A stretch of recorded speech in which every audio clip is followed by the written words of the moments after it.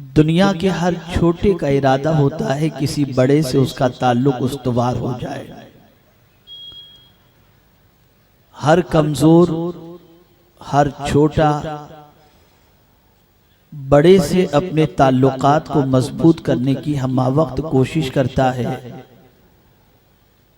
और उसके लिए जो कुछ करना पड़े वो करने के लिए तैयार होता है।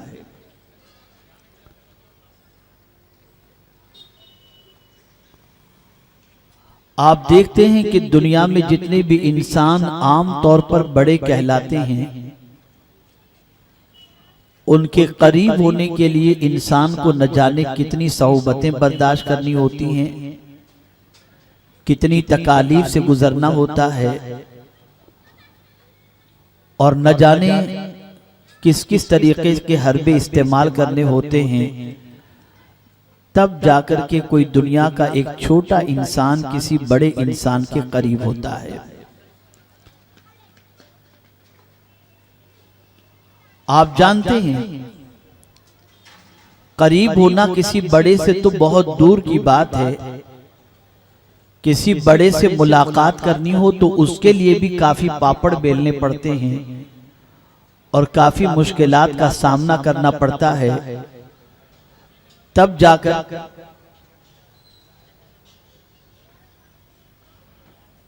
जाकर कोई इंसान कोई छोटा किसी बड़े से मुलाकात कर पाता है और उस बड़े से उसका राब्ता हो पाता है।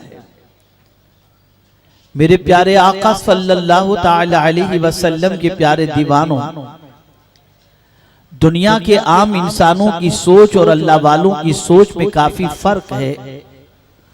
दुनिया का आम इंसान ये कोशिश करता है कि हम कौन सा तरीका इख्तियार करें जिसकी बुनियाद पर हम किसी बड़े से करीब हो जाएं।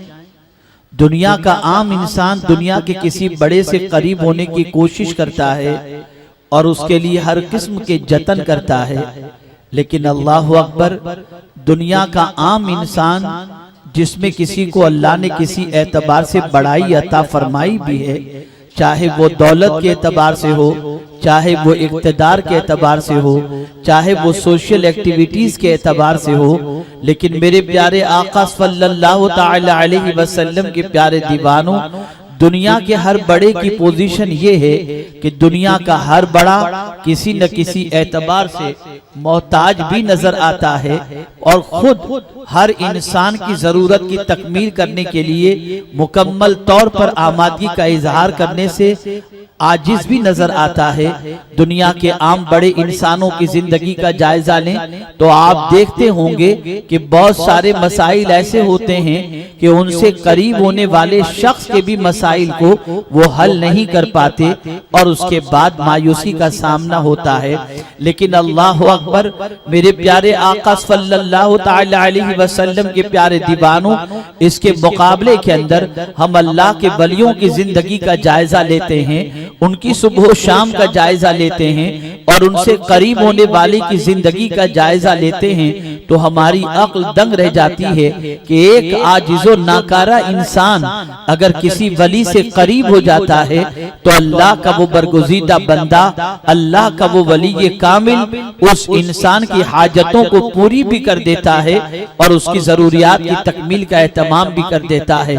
सवाल ये पैदा होता है कि अल्लाह के वली को परवरदिगार ने ये कुव्वत कैसे अता फरमाई कि वो हाजतमंदों की हाजत पूरी करें, वो जरूरतमंदों की जरूरत पूरी करें, वो परेशान हालों की परेशानियों को दूर करें, वो मुसीबत ज़दों की मुसीबतों को दूर करें। तो सबसे बड़ी वजह उसकी ये है कि उन्होंने अपना ताल्लुक सबसे बड़ा यानी पालनहारे हकीकी, उससे बढ़ करके कोई नहीं है, उन्होंने अपना ताल्लुक अपने रब से मजबूत कर रखा होता है और अपनी जिंदगी के अंदर उन औसाफ को वो इख्तियार करते हैं जिन औसाफ को इख्तियार करने के बाद दुनिया के इंसान के कुर्ब की जरूरत उन्हें नहीं पड़ती, उन्हें परवरदिगार का कुर्ब नसीब हो जाता है।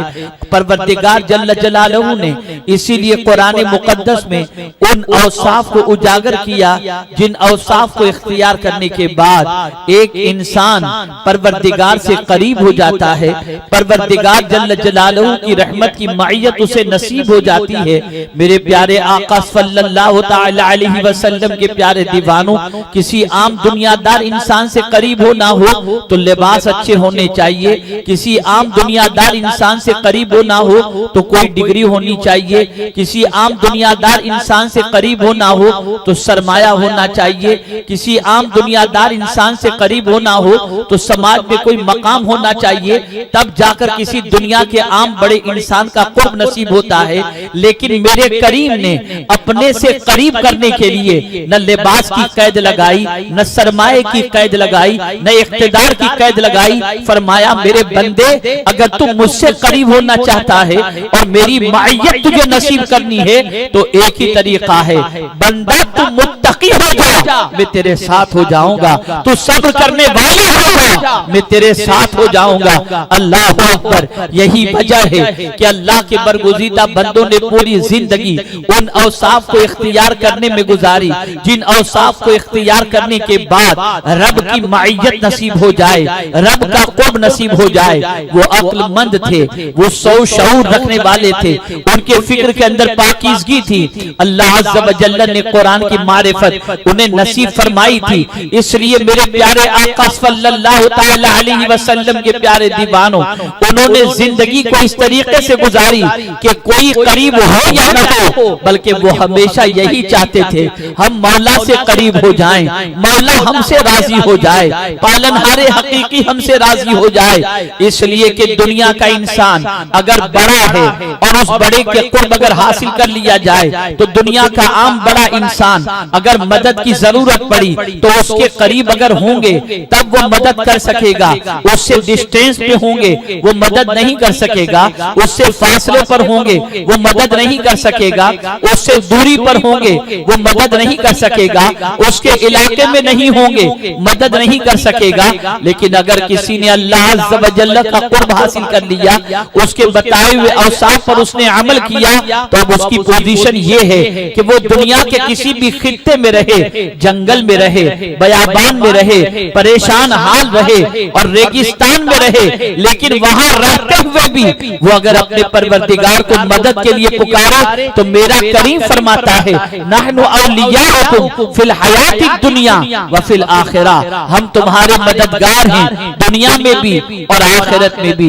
मेरे प्यारे आका सल्लल्लाहु तआला अलैहि वसल्लम के प्यारे दीवानों, आज यही पोजीशन हम दुनिया के इंसानों की देख रहे हैं कि थोड़ी सी मुसीबत के बाद पेशानी पर शिकन आ जाती है, थोड़ी से अखबार पढ़ने के बाद इंसान पर खौफ तारी हो जाता है, थोड़े से सोशल मीडिया पर कुछ मैसेजेस पढ़ने के बाद इंसान की रात की नींदें उड़ जाती हैं। सवाल ये पैदा होता है कि करबला में 22,000 के सामने चंद नुफूसे कुदसिया थे और नंगी तलवारें सामने होने के बावजूद पेशानी पर शिकन नहीं आती, चेहरे पर उदासी नजर नहीं आती।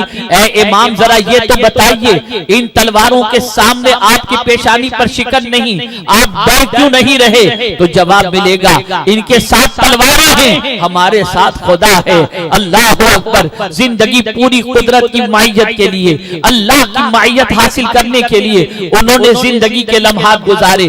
मेरे प्यारे आका सल्लल्लाहु अलैहि वसल्लम के प्यारे दीवानों, अब अल्लाह ने कानून रखा कि मेरा कुर्ब जिसे चाहिए, जिसे मेरी माइयत चाहिए, उसके लिए जरूरत न सरमाए की है, उसके लिए न जरूरत कीमती लिबास की है, उसके लिए न जरूरत इख्तिदार की है, उसके लिए न जरूरत किसी डिग्री की है। हाँ, बस इतना तुम कर लो, तकवा इख्तियार कर लो, नेकी करने वाले बन जाओ और सब्र के दामन को थाम लो, हम तुम्हें अपनी माइयत अता कर देंगे, हम तुमसे करीब हो जाएंगे और तुम हमारे साथ हो जाओगे। इसीलिए कुरान ने कहा इन्नल्लाह मअल्लज़ीना तक़ौ वल्लज़ीना हुम मुहसिनून, बेशक अल्लाह मुत्तकियों के साथ और नेकी करने वालों के साथ है। मेरे प्यारे आका सल्लल्लाहु ताला अलैहि वसल्लम के प्यारे दीवानों, औलियाए किराम अलैहिमुर रिदवान की हयात तैयबा के अंदर इबादत की कसरत जरूर मिलती है। इबादत के सिलसिले में उनकी जिंदगी में एक लम्हा भी गफलत का नजर नहीं आता। तिलावत उनकी जिंदगी में, सजदे उनकी जिंदगी में, नवाफिल की कसरत उनकी जिंदगी में, ये सारी चीजें उनकी जिंदगी में होने के साथ साथ जो सबसे बड़ा उनका नुमाया रोल था, जो सबसे बड़ी उनकी खूबी थी, वो ये थी कि वो मुत्तकी थे, अल्लाह से डरने वाले थे, अल्लाह अज़्ज़ व जल्ल का खौफ दामनगीर था।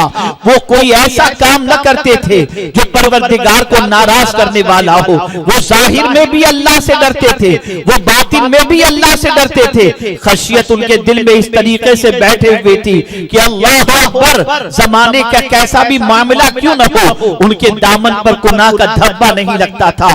तन्हाई का मामला हो तब भी परवरदिगार की खशियत उनके दिल के अंदर मौजूद होती, और हर महाज पर अपने करीम का खौफ उनके दामनगीर हुआ करता था। मेरे प्यारे आका सल्लल्लाहु अलैहि वसल्लम के प्यारे दीवानों, आज मुसलमानों की पोजीशन देखो, मस्जिद में सजदा करता है और सजदा करके बाहर निकलते ही निगाहें फिरती नजर आती हैं, आवाज़ी बढ़ती नजर आती है। हद तो ये है, मैंने ऐसे जालिमों को भी देखा है जो तवाफ़े काबा करते वक्त भी अपनी निगाहों को छोड़ देते हैं, हरम शरीफ के बाहर भी अपनी निगाहों को आवारा कर देते हैं। ऐ रसूल आज़म के दीवानों, इबादत करना अच्छी चीज है, लेकिन इबादत को बचाना भी तो जरूरी है। अगर इबादत कर रहे हैं और गुनाह भी कर रहे हैं, अगर नेकी कर भी रहे हैं, बदकारियां भी कर रहे हैं, तो मेरे प्यारे आका सल्लल्लाहु अलैहि वसल्लम के प्यारे दीवानों, नामे आमाल के अंदर नेकियां महफूज नहीं रहेंगी। अल्लाह वालों का सबसे बड़ा कमाल ये होता था, वो नेकी की हिफाजत करते थे और वो अल्लाह से डरते थे। इतना डरते थे,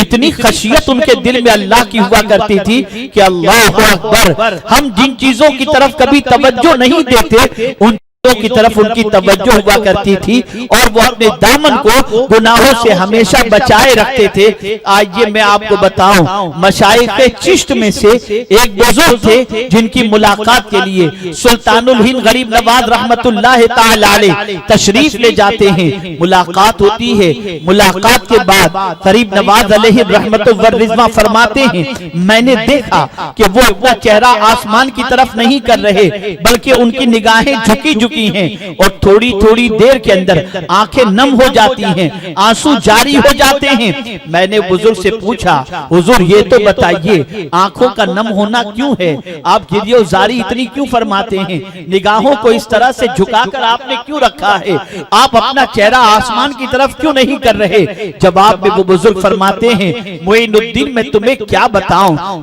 30 साल पहले की बात है कि 30 साल पहले मैंने वुजू किया था और वुजू करते वक्त मैं उंगलियों में खिलाल करना भूल गया, और खिलाल करना जैसे ही मैं भूला उसके बाद मैंने उस वुजू के बाद मैंने नमाज अदा की तो नमाज में मुझे सुकून न मिला, मेरे कल्ब को इत्मीनान न मिला। मैंने सोचा आज नमाज में हमेशा की तरह लज्जत क्यों नहीं मिल रही। बहुत गौर करने के बाद मेरी ये गलती मेरे सामने वाज़े हुई कि मैंने वुजू में उंगलियों का खिलाल करना छोड़ दिया और वुजू में उंगलियों का खिलाल करना मैं भूल गया। बस मान मेरे दिल में ये बात पैदा हुई कि मैंने नबी की एक सुन्नत छोड़ दी जो उंगलियों का खिलाल करना है, और उसके बाद एक तसव्वुर ज़हन में आया, एक फिक्र ज़हन के अंदर आई, एक सोच ज़हन के अंदर आई, और वो सोच ये थी कि कल बरोज़े क़यामत आक़ाए करीम सल्लल्लाहु अलैहि वसल्लम अपने दस्ते करम से सबको जामे कौसर पेश करते होंगे, और जब मेरी बारी आएगी और अगर हुजूर ने ये फरमा दिया कि रब ने तुझे उंगलियां तो इसलिए दी थी ताकि इससे मेरी सुन्नत पर तू अमल करते हुए खिलाल कर, तूने खिलाल नहीं किया, अब तेरे हाथ इस लायक नहीं कि इसमें जामे कौसर इस हाथ में दिया जा सके। बस ये तसव्वुर मुझे आया, तब से लेकर आज तक 30 साल हो गए मैंने आसमान को देखा तक नहीं, आसमान की तरफ निगाह नहीं उठाई, और उस दिन से डर रहा हूं। और जब भी ये बात याद आती है मेरी आंखें नम हो जाती हैं कि मैं कयामत में हुजूर को क्या मुंह दिखाऊंगा और जामे कौसर मुस्तफा के हाथों से कैसे हासिल करूंगा। ऐ रसूल गिरामी वकार सल्लल्लाहु ताला अलैहि वसल्लम के प्यारे दीवानों, अल्लाह वालों का मामला हमेशा ये रहता कि वो रब्बे कदीर की मुलाकात को पेश नजर रखते। उनके दिलो दिमाग में यही बात होती कि एक दिन इस दुनिया से जाने के बाद आखिरत में रब्बे कदीर से मुलाकात करनी है, रब्बे कदीर जल्ल जलालहू की बारगाह में हाजिर होना है। परवरदिगार जल्ल जलालहू के सामने जब हाजिर होंगे, उससे मुलाकात का जब वक्त आएगा तो उस वक्त हमारी मुलाकात अच्छे अंदाज में हो, उसके लिए क्या होना चाहिए? तो कुरान मुकद्दस ने वाज़ेह लफ्जों में फरमाया, फमन कान यरजू लिका रब्बिही फलयअमल अमलन सालिहा। जो अल्लाह से मुलाकात की उम्मीद रखता हो, उसे चाहिए कि वो नेक अमल करे। पता ये चला, नेक अमल करने वाला इंसान अल्लाह से मुलाकात के वक्त जब हाजिर होगा तो मौला उससे जब मुलाकात करेगा, उस वक्त उसकी सिचुएशन ये होगी कि मौला उससे राजी होगा और वो मौला से राजी होगा। लेकिन अगर उसकी जिंदगी गुनाहों में गुजरी है, अगर उसकी जिंदगी परवरदिगार की नाफरमानी में गुजरी है, अगर उसकी जिंदगी पालनहारे हकीकी महबूदे बरहक के इरशाद के खिलाफ गुजरी है, तो कयामत में जब रब की बारगाह में हाजिरी होगी, जब रब्बे कदीर जल्ल जलालहू की बारगाह में पेशी होगी, तो मुंह दिखाना आसान न होगा, उसकी बारगाह में मुलाकात आसान न होगी। ऐ रसूल आज़म सल्लल्लाहु अलैहि वसल्लम के दीवानों, इसी चीज का तसव्वुर कभी गौसे पाक को रुलाता है, कभी सुल्तानुल हिंद को रुलाता है। लेकिन आज के मुसलमान की पोजीशन ये है कि आखिरत का तसव्वुर, बारगाहे समदियत की हाजिरी का तसव्वुर उसके दिलो दिमाग से ओझल हो चुका है। आज के मुसलमान की पोजीशन ये है कि दुनिया में सुबह उठने से पहले रात सोने तक जो कुछ भी कर रहा है वो इसी दुनिया के लिए कर रहा है, इसी जमीन के लिए कर रहा है, यहाँ के रहने ही के लिए कर रहा है। कभी उसके दिमाग में ये भी नहीं आता कि मैं इस दुनिया से जाऊंगा, कभी उसके दिमाग में ये बात नहीं आती मैं माबूदे बरहक की बारगाह में हाजिर होऊंगा, कभी ये ख्याल नहीं आता कि मुझे भी इस दुनिया से जाना है और मरना है। यही वजह है कि 2 के 4 और 4 के 8 अगर हलाल या हराम जिस तरीके से भी होता हो, इंसान उसे करने पर तैयार हो जाता है। लेकिन अल्लाहु अकबर, अल्लाह वालों का हाल ये होता कि मेरे प्यारे आका सल्लल्लाहु अलैहि वसल्लम के प्यारे दीवानों, उनकी जिंदगी का लम्हा लम्हा नेकियों की तरफ माइल होता, नेकियों की तरफ वो माइल होते और हमेशा ये तसव्वुर करते कि आखिरत में दामन खाली नहीं होना चाहिए, आखिरत में हम तहे दामन रब की बारगाह में हाजिर न हो, बल्कि जब बारगाह समदियत में हाजिर हो तो अल्लाह अज़्ज़ व जल अपने फजल से टूटी फूटी नेकियों को कबूल करके नजात का परवाना अता फरमा दे। आइए मैं आपको बताऊं, हुजूर अपने सहाबा की तरबियत जब फरमाते थे तो सरकार सल्लल्लाहु अलैहि वसल्लम उनको आखिरत का कितना ख्याल दिलाते थे, उन्हें रब्बे कदीर की बारगाह की हाजिरी का तसव्वुर उनके दिलो दिमाग में किस तरीके से बिठाया करते थे। वरना मुझे आप बताइए, सहाबा भी इंसान थे, हम भी इंसान हैं, लेकिन क्या बात है कि सहाबा का जो मकाम है वो किसी गैर सहाबी का मकाम नहीं हो सकता। वजह क्या है, सबब क्या है? तो आप महसूस करेंगे कि सहाबी का कोई भी अमल अल्लाह के लिए होता था, दुनिया वालों के लिए या दुनिया के लिए नहीं होता था। कुरान मुकद्दस की ये आये करीमा हमेशा उनके पेश नजर होती, इन्ना सलाती व नुसुकी व महयाया व ममाती लिल्लाहि रब्बिल आलमीन, कि मेरी नमाज, मेरी कुर्बानी, मेरा जीना, मेरा मरना, ये सब कुछ अल्लाह रब्बुल आलमीन के लिए है। लेकिन आज के मुसलमान की पोजीशन ये है कि उसके आमाल को देखो, नमाज पढ़ो ताकि रोजी में बरकत हो, नमाज पढ़ो ताकि परवरदिगार माल में बरकत अता फरमाए, हज करो मालदार हो जाओगे, ज़कात दो माल महफूज हो जाएगा। यही तसव्वुरात इंसान के जहन के अंदर हैं। हम कौन सा काम अल्लाह के लिए करते हैं? उसकी खुशनुदी के लिए करते हैं, उसकी रजा के लिए करते हैं, उसकी मोहब्बत में करते हैं। आइए मैं आपको बताऊं, मेरे प्यारे आका सल्लल्लाहु अलैहि वसल्लम के प्यारे दीवानों, तरबियत नबवी का अंदाज देखो ताकि महसूस हो सके कि रसूल आजम के सहाबा का सरकार ने कितना ख्याल फरमाया और उनकी कितनी अच्छी अंदाज में तरबियत फरमाई। अल्लाहु अकबर। मेरे प्यारे आका सल्लल्लाहु ताला अलैहि वसल्लम के प्यारे दीवानों, एक मर्तबा दोपहर की चिलचिलाती धूप के अंदर मदीने के ताजदार अरवाहुना फिदाहु सल्लल्लाहु अलैहि वसल्लम अपने दौलत कदे से बाहर तशरीफ लाते हैं। जैसे ही ही बाहर तशरीफ लाए, सरकार मदीना सल्लल्लाहु अलैहि वसल्लम ने देखा कि शेखैन हजरत सिद्दीक अकबर और हजरत फारूक आजम रदियल्लाहु मौला तबारक व तआला अन्हु दोनों बाहर टहल रहे हैं। सरकार ने दोनों को देखा, इरशाद फरमाया, अबू बकर और उमर, दोपहर के वक्त इस तरीके से तुम बाहर टहल रहे हो, सब ठीक तो है? आखिर कौन सी चीज है जिसने दोपहर को तुमको बाहर निकाला है? अल्लाहु अकबर। सिद्दीक उमर रदियल्लाहु तआला अन्हुमा ने अर्ज किया, या रसूल अल्लाह सल्लल्लाहु तआला अलैहि वसल्लम, भूख ने हमको घर से बाहर आने पर मजबूर किया।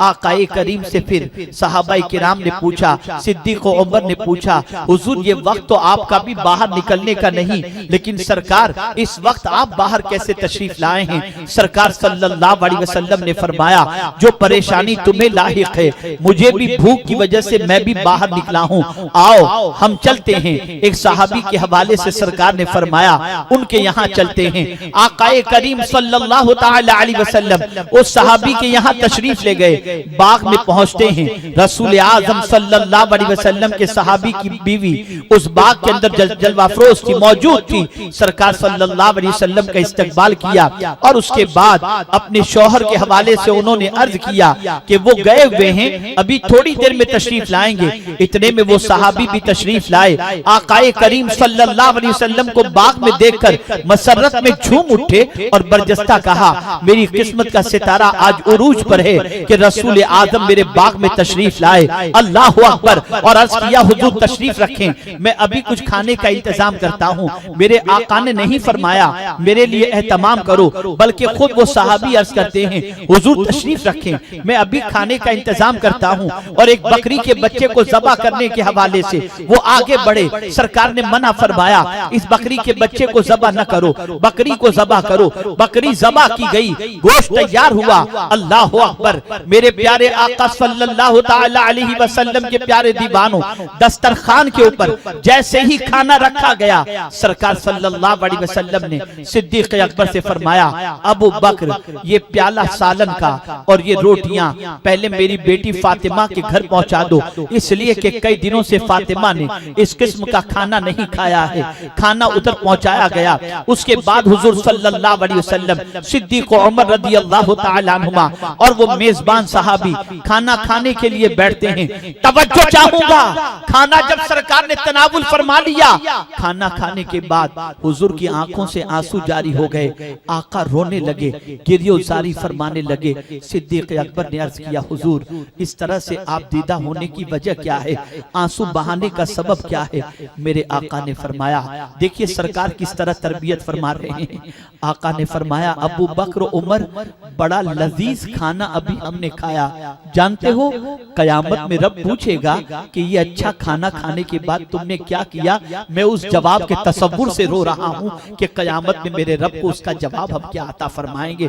मैं आपसे पूछना चाहता हूँ, हमारे घरों में रोजाना डिश बनती है, रोजाना हम दावतें खाते हैं, मुर्ग मुसल्लम खाते हैं। कभी ये तसव्वुर भी आया कि इस खाने के बारे में परवरदिगार कयामत में पूछेगा कि इस लजीज खाने के बाद तुमने उससे मिलने वाली कुव्वत का इस्तेमाल किस काम के अंदर किया? क्या कभी हमने उसके जवाब की तैयारी की है? कभी उसके जवाब के बारे में सोचा है? कभी उसके बारे में गौर किया है?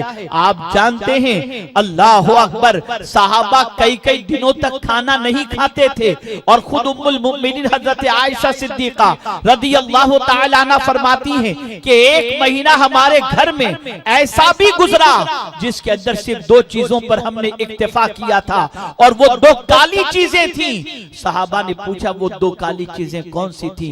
उम्मुल मुमिनीन फरमाती हैं, काली खजूर थी और पानी था। एक महीने तक इन दो चीजों पर हमने इक्तिफा किया, हमारे घर चूल्हा तक न जला था। आप जरा सोचो, मालिके कौनैन हैं, गो पास कुछ रखते नहीं, दो जहां की नेमतें हैं, उनके खाली हाथ में कुल जहां मिल्क और जौ की रोटी गिज़ा, उस शिकम की कनाअत पे लाखों सलाम। सरकार सहाबा की तरबियत फरमाते थे, उन्हें हर चीज के जवाब के हवाले से तैयार रखते थे कि तुम्हारे उठने वाले हर कदम का जवाब तुम्हें कयामत में देना है।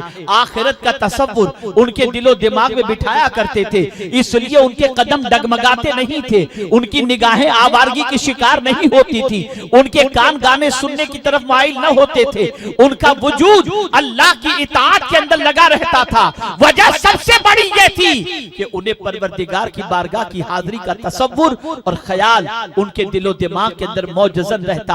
आप जानते हैं, मैं एक सवाल आपसे पूछना चाहता हूं, आज गरीब फटे पुराने कपड़े पहनने वाले को दुनिया का शख्स इज्जत नहीं देता, लेकिन जमीन पर ऐसे भी पेवन वाले कपड़े पहनने वाले थे जिनकी इज्जत बादशाह वक्त किया करते थे। कौन नहीं जानता, मेरे ख्वाजा के कपड़े पर, लिबास पर सैकड़ों पेवन लगे होते थे, लेकिन वक्त का बादशाह भी उनकी बारगाह में भीख मांगने के लिए तैयार नजर आता है। ऐ मेरे ख्वाजा, आपको ये अजमत कैसे नसीब हुई? तो ख्वाजा जवाब देंगे, क्या तुझे नहीं मालूम, मन कान लिल्लाह कान अल्लाहु लहू, जो अल्लाह का हो जाता है अल्लाह उसका हो जाता है। नारे तकबीर, नारे रिसालत, हुजूर दाइए कबीर। हम सब के बनने की फिक्र करते हैं, रब के बनने की फिक्र नहीं करते।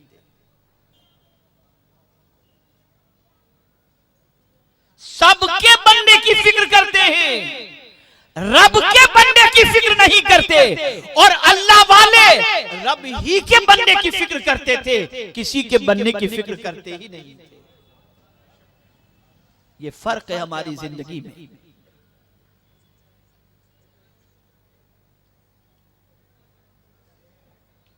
एक मरतबा दुरूद शरीफ पढ़ लें।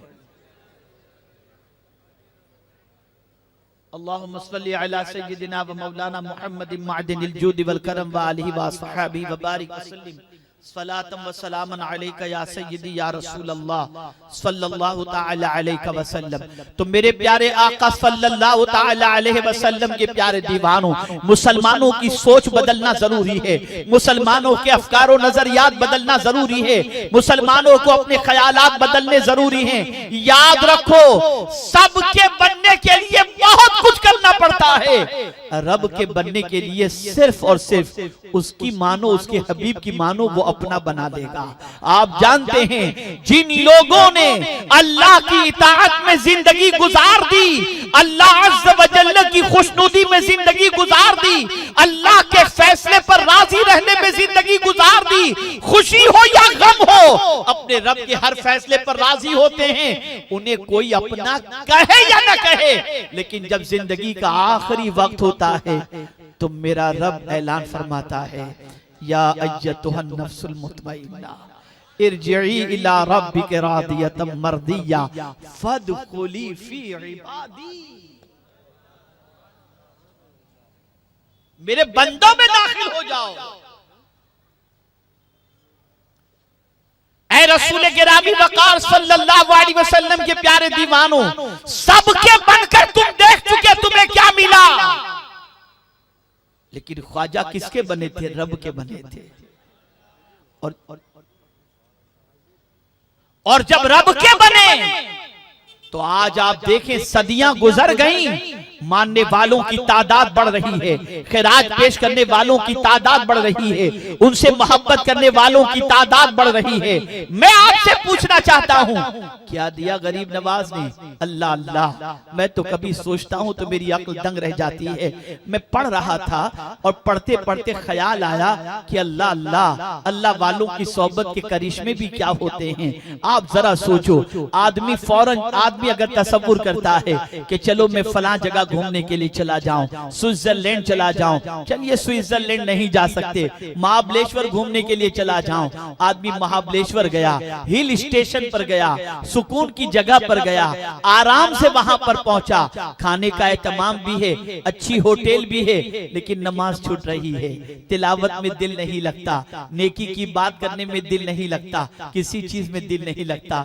लेकिन अल्लाह अल्लाह, जैसे ही अजमेर मुकद्दस पहुंचता है, वहां नहा धोकर पहले हाजिरी की फिक्र होती है, वहां नमाज पढ़ने की फिक्र होती है, वहां तिलावत का दिल होता है, दुरूद शरीफ पढ़ने का दिल होता है, रश है मस्जिद के अंदर, रश है आस्ताने के अंदर, फिर भी दुरूद जारी है, कलिमे तैयबा जारी है, इस्तिग़फ़ार जारी है। पता चला अल्लाह वालों के करीब हो जाओ, तुम्हें खुदा मिल जाएगा, उसकी मोहब्बत मिल जाएगा। सुभान अल्लाह, सुभान अल्लाह। इसीलिए मुझसे किसी ने पूछा था, मैंने भी दो टूक जवाब दे दिया था। मुझसे किसी ने पूछा था किसी अल्लाह वाले को पहचानने का तरीका क्या है। मैंने कहा भाई मैं दलील की रोशनी में बहुत कम अर्ज करूंगा, इतनी दलीलें मेरे पास नहीं, लेकिन मुख्तसर में अर्ज कर दूं, जिसकी सोहबत में बैठकर तुम्हें आखिरत याद आ जाए समझ लेना वो अल्लाह वाला। जिसकी सोहबत में बैठकर, ऐ रसूल गिरामी वकार सल्लल्लाहु ताला अलैहि वसल्लम के दीवानों, सरकार ने कदम कदम पर सहाबा को आखिरत याद दिलाई और उसी नक्शे कदम पर सहाबा ताबईन औलियाए कामिलीन चलते रहे और उन्होंने भी अपने मानने वालों को आखिरत की फिक्र याद दिलाई, आखिरत का तसव्वुर याद दिलाया। सुल्तानुल हिंद गरीब नवाज रहमतुल्लाह ताला अलैह ने यही तो किया। उनकी जिंदगी इसी में तो गुजरी। उन्होंने लोगों के सीनों में मोहब्बत रसूल और रसूल आजम सल्लल्लाहु अलैहि वसल्लम की तालीमात डाली। अल्लाह की मोहब्बत का चिराग उनके सीनों में रोशन किया। आखिरत के हवाले से उनके दिलो दिमाग के अंदर तसव्वुर जागज़ी किया।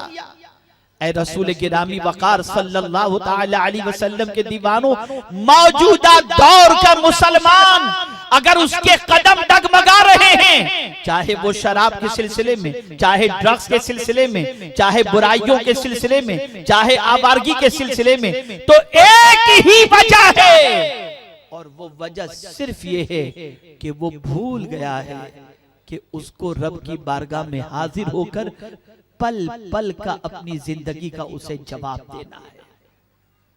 वो भूल गया है।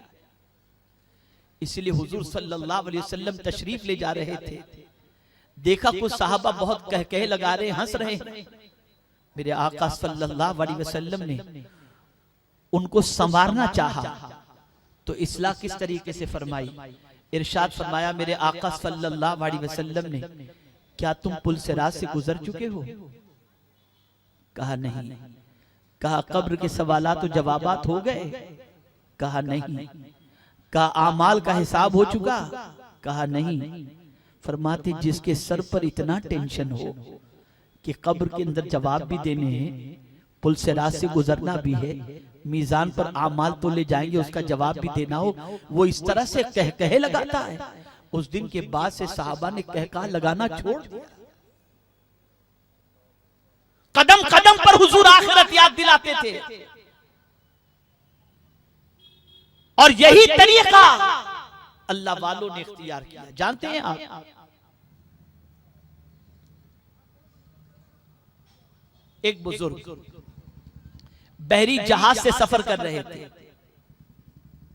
उनके पास सिर्फ एक थैली थी सामान की। जहाज किनारे पर लंगर अंदाज हुआ, वो जहाज से उतरे, कस्टम वालों ने उनसे पूछा तुम्हारे पास क्या है? कहा बस ये थैली है। कहा जाइए।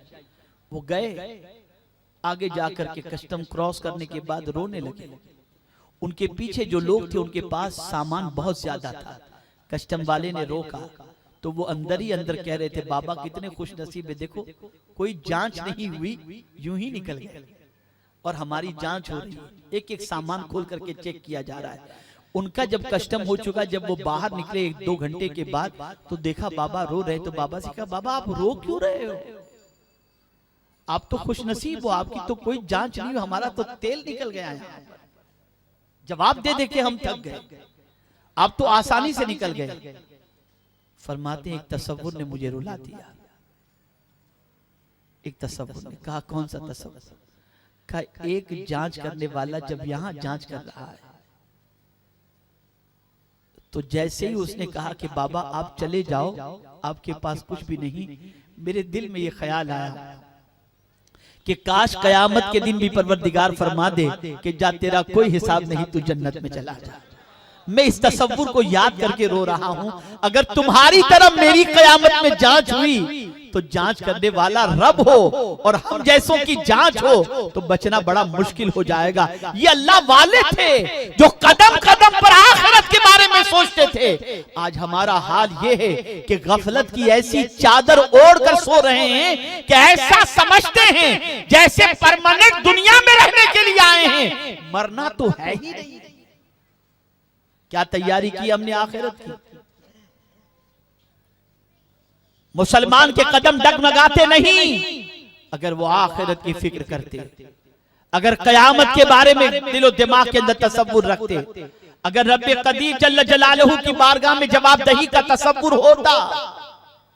आप जानते हैं हजरत इकरमा रदियल्लाहु ताला अन्हु ने हुजूर सल्लल्लाहु अलैहि वसल्लम से अर्ज किया, इस आयत की तफसीर पूछी कि सरकार रब्बे कदीर ने फरमाया, सुम्मा लतुसअलुन्न यौमइदिन अनिन नईम, बेशक जरूर तुमसे सवाल किया जाएगा कयामत के दिन नेमत के बारे में।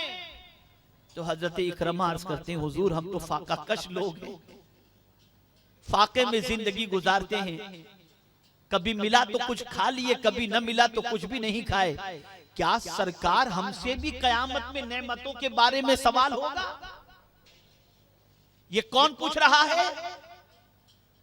जिनके पास खाने पीने के लिए भी कुछ नहीं, मिला तो खा लिए वरना फाके में जिंदगी गुजार रहे हैं, वो कह रहे हैं कि क्या कयामत में हमसे भी नेमतों का सवाल होगा? कुर्बान जाइए मेरे आका की अजमत पर। अल्लामा जलालुद्दीन सुयूती रहमतुल्लाह ताला अलैह ने फरमाया कि रसूल आजम सल्लल्लाहु अलैहि वसल्लम ने हजरत इकरमा से फरमाया, इकरमा ठंडा पानी पीते हो कि नहीं? अर्ज करते हैं हाँ। जूते पहनते हो कि नहीं? कहा हाँ। याद रखना कयामत में इसका भी सवाल होगा, कयामत में इसका भी सवाल होगा। मैं पूछना चाहता हूं, हम में कौन है जो अल्लाह की बारगाह में इन सवालात के जवाबात देने की ताकत रखता हो? हम में कोई नहीं। हमने अल्लाह की कौन सी नेमत की कद्र की है? आंख है, आवारा छोड़ दिया, कान है, गंदी बातें सुन रहे हैं, जबान है, ला वो लायानी बातें कर रहे हैं, पैर हैं, जहां जी चाहा उसके ऊपर चले गए, हाथ है, जहां चाहा हमने इसको छोड़ दिया। ये हमारी जिंदगी है। हम भूल गए कि एक एक चीज कयामत के बारे में, कयामत के दिन एक एक चीज से पूछा जाएगा और एक एक आज़ा कयामत के दिन गवाही देंगे। हमारे दिलो दिमाग से ये सारी बातें निकल चुकी हैं और यही वजह है कि हम बुज़दिल हो गए। यही वजह है कि हमारा दिल बिल्कुल हर चीज के बारे में सोचकर बैठ जाता है। अल्लाह वालों का दिल बड़ा मजबूत होता है। मैं आपको एक बात बताऊं, मुझे इंग्लैंड से मेरे साथियों ने फोन पे कहा कि हजरत इस साल आप अपनी अहलिया को भी लेकर के आए। बहुत इसरार किया उन्होंने, बहुत इसरार किया। मैंने उनको बहुत समझाया। बहरहाल मैंने इरादा मुलतवी किया, लेकिन मैंने हुजूर मुफक्किर इस्लाम से पूछा, तवज्जो चाहूंगा ये बात। मैंने हुजूर मुफक्किर इस्लाम से पूछा कि हजरत साथी लोग बहुत इसरार कर रहे हैं, हजरत की क्या राय है इस सिलसिले में? तो हुजूर मुफक्किर इस्लाम ने फरमाया, मौलाना हुजूर सल्लल्लाहु अलैहि वसल्लम मैदान जंग में भी जाते थे ना, तो कुरान अंदाजी करते थे, जिस बीवी का नाम आता था उसको अपने साथ लेकर जाते थे। तो ले जाने में कोई मुजायके की बात नहीं है, लेकिन ये तो बात होने को हो गई। मेरे जहन में जंग का मैदान आ गया। आप जरा सोचो, दुश्मनों के मुकाबले में आदमी जाए तो आदमी हमेशा सोचता है मेरे बीवी बच्चों का कौन, इनकी हिफाजत का आदमी ख्याल करता है। लेकिन हुजूर सल्लल्लाहु अलैहि वसल्लम ऐसा मजबूत दिल अपना रखते थे और अपने करीम पर इतना तवक्कुल रखते थे कि साथ में जौजा को लेकर जाते थे और ये नहीं सोचते थे कि जालिम क्या करेगा, ये सोचते थे मेरे आका मैं भी रब का हूं, मेरी बीवी भी मेरे रब की अमानत है। ये तवक्कुल होता था, ये भरोसा होता था रब पर। आज हमारी पोजीशन क्या है? हम सब के बनने की फिक्र करते हैं रब के लिए। खाते उसका है, पीते उसका है, जिंदगी उसकी दी हुई इस्तेमाल करते हैं, आंख की रोशनी उसकी दी हुई है, कान की समाअत उसकी दी हुई है, जबान में कुव्वते गोयाई उसकी दी हुई है, पैर में चलने की कुव्वत उसकी दी हुई है, लेकिन उसकी सारी चीजों का इस्तेमाल उसके फरमान के खिलाफ करते हैं, उसके फरमान के मुताबिक नहीं करते। और फिर हम ये कहते हैं ये मुसीबतों की बिजली हमारे घर पे क्यों गिरती है? क्या गरीब नवाज को दुश्मनों ने नहीं घेरा था? लेकिन कुर्बान जाइए, बैठ गए अपनी जगह पर, आयतुल कुर्सी पढ़कर हिसार कर लिया। किसी दुश्मन की मजाल नहीं थी कि उस हिसार के अंदर कदम भी रख सके। आखिर ऐसा क्यों था? उनकी जबान पाक थी, पाक उनकी जबान थी। उस पाकीज़ा जबान से जब आयतुल कुर्सी पढ़ते थे तो उसके असरात जाहिर होते थे। ए रसूल आजम सल्लल्लाहु ताला अलैहि वसल्लम के दीवानों, मुझे आपको जो खास आज बात बतानी है वो ये है, 3 चीजें अपनी जिंदगी में इख्तियार कर लो, इंशाअल्लाहुल अज़ीम रब्बे कदीर जल्ल जलालहू का कुर्ब भी नसीब होगा और इंशाअल्लाहुल अज़ीम रब्बे कदीर जल्ल जलालहू की नुसरत हर कदम पर हासिल होगी। वो 3 चीजें क्या हैं? तो कुरान मुकद्दस में रब्बे कदीर ने फरमाया, इन्नल्लाह मअल्लज़ीना तक़ौ वल्लज़ीना हुम मुहसिनून, बेशक अल्लाह मुत्तकीन के साथ और नेकी करने वाले के साथ है। और एक मकाम पर मेरे करीम ने फरमाया, इन्नल्लाह मअस साबिरीन, बेशक अल्लाह सब्र करने वालों के साथ है। तकवा इख्तियार करो, नेकी करने वाले बन जाओ, नेकी करने वाले। पहले तकवा का जिक्र है, यानी गुनाहों से बचो, अल्लाह से डरो, अल्लाह अज़्ज़ व जल्ल के खौफ को दिल में बिठाओ। पहले इस चीज को इख्तियार करो और साथ ही साथ नेकी भी करते चले जाओ।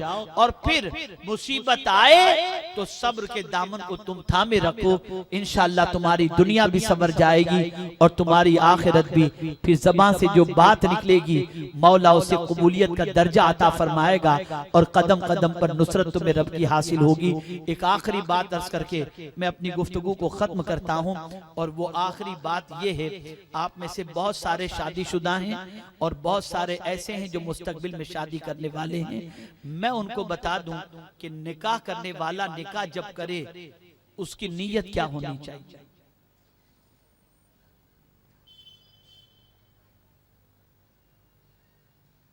हर बंदा चाहता है कि मौला उसकी मदद करे, हर बंदा चाहता है कि अल्लाह अज़्ज़ व जल उस पर करम की नजर फरमाए।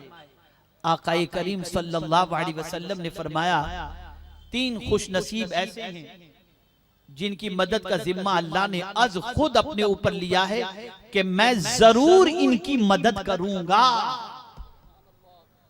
उनमें से एक खुश नसीब वो है, अन्नाकिहुल्लज़ी युरीदु बिहिल इफ़ाफ़, निकाह करने वाला इस नीयत से निकाह करे कि मैं अपने दामन को गुनाहों से पाक रखूंगा। इस नीयत से अगर कोई निकाह करता है तो वो कहीं भी रहे उसकी मदद अल्लाह अज़्ज़ व जल्ल फरमाएगा।